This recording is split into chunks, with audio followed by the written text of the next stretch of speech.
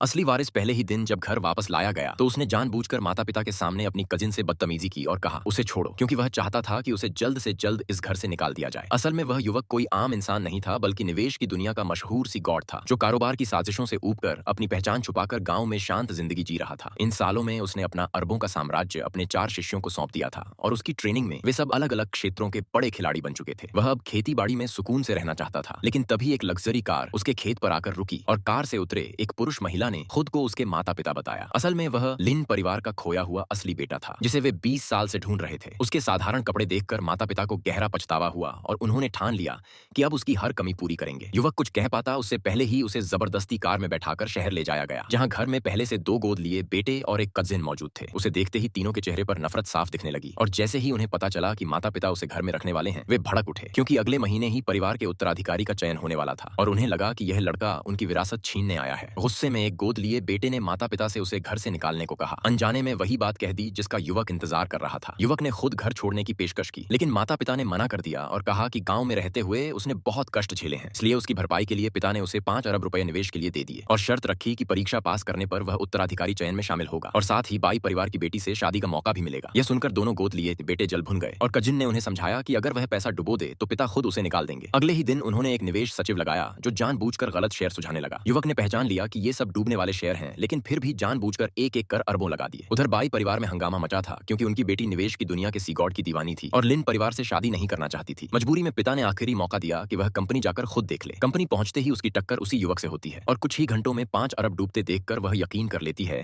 कि लिन परिवार बर्बाद है। कर्मचारियों की शिकायत पर जब पिता पहुंचा तो उल्टा उसने बेटे को और 10 अरब दे दिए, जिसे गोद लिए बेटों को समझ आ गया कि आखिरी दांव दादाजी हैं। दादाजी के लौटते ही बोर्ड मीटिंग में युवक को निकालने की मांग उठती है, लेकिन तभी उन्हीं बेकार शेयरों की कीमत अचानक आसमान छूने लगती है और पूरी कहानी पलट जाती है।